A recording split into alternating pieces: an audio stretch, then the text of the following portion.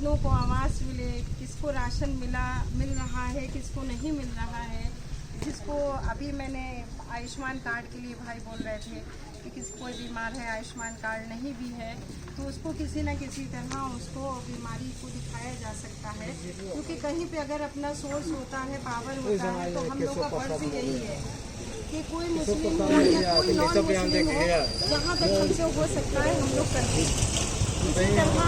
इसी तरह चीज़ें हम लोगों तक मुहैया नहीं हुई हैं। जैसे हम लोगों को 70 साल में सिर्फ वोटर बैंक समझा गया और वोट बैंक समझ के हम लोगों को खाली वोट लिया जाता है। हम लोगों से कहा जाता है कि ये काम करेंगे, वो काम करेंगे, लेकिन कोई काम नहीं होता, कहीं भी नहीं होता है। सब पार्टियों में यही रहा कि 14 साल से जो सरकार बनी हमारी, और हमारे जो इंद्रेश कुमार जी हैं मुस्लिम राष्ट्रीय मंच के, चाहे वो 3 तलाक पे हो, उन्हीं ने पढ़ा उस चीज़ को, बात करी कि कुरान के हवाले से जो चीज़ें होती हैं हम लोग के, वो सही होती हैं, और कुरान के हवाले के बगैर जो चीज़ें होती हैं वो सही नहीं है। हम लोग कुरान पे अमल करते हैं, चाहे वो उसमें जो भी लिखा है उसको हम लोग मानते हैं।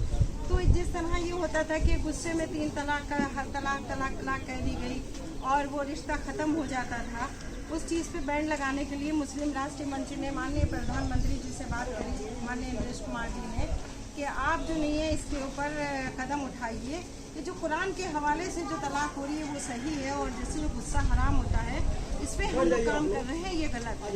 तो खुदा का शुक्र है कि उस चीज़ पे हम लोगों ने, कुछ लोगों को बुरा भी लगा, बाद में वो लोग भी मान गए कि हाँ, जब कुरान में पढ़ा उन्हीं ने कि हाँ ये सही है। इस जब गुस्सा होता है थोड़ी देर के लिए, मियाँ बीवी झगड़ते हैं, बाहर निकल जाते हैं, सास नंदों में होती है, बाहर निकल जाते हैं, थोड़ा माइंड कूल होता है, बच्चों का ख्याल आता है, तो वो जो इद्दत के दिन, उसके दिन होते हैं 3 महीने के मोहलत के, वो हम लोग फिर एक हो जाते हैं, और कहीं ना कहीं बच्चों की ज़िंदगी बर्बाद होने से बच जाती है। कहीं ना कहीं आप लोग भी मानते होंगे इस चीज़ को कि सही कदम है।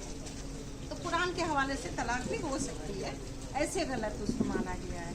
उसके अलावा ये आया CNRC का मुद्दा कि सब मुसलमान जितने हैं वो निकाल दिए जाएंगे, देश से बाहर कर दिए जाएंगे।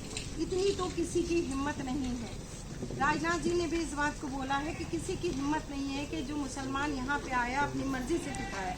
पाकिस्तान में जो लोग गए थे उन्हीं ने पाकिस्तान के झंडे पे लिख दिया ला इलाहा इल्लल्लाह मुहम्मदन रसूलुल्लाह, यानी कि उन्हीं ने दिखा दिया कि हमारा पाकिस्तानी इस्लामिक देश है, तो ये अब मुसलमानों का देश है। लेकिन आप लोगों की यहाँ पे कोई इस तरह का नहीं है। आप लोग ये बताइए, क्या हिंदुस्तान की सरहद पे कहीं ये लिखा गया कि जय श्री राम? कहीं लिखा गया जय श्री राम? या ये हिंदुओं का देश है? कहीं पे नहीं लिखा गया।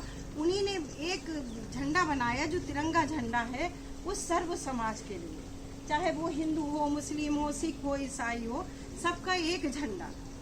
उसमें कहीं से ही नहीं दिखता है कि ये हिंदुओं का देश है। ये उतना ही हिंदुओं का है जितना मुसलमानों का।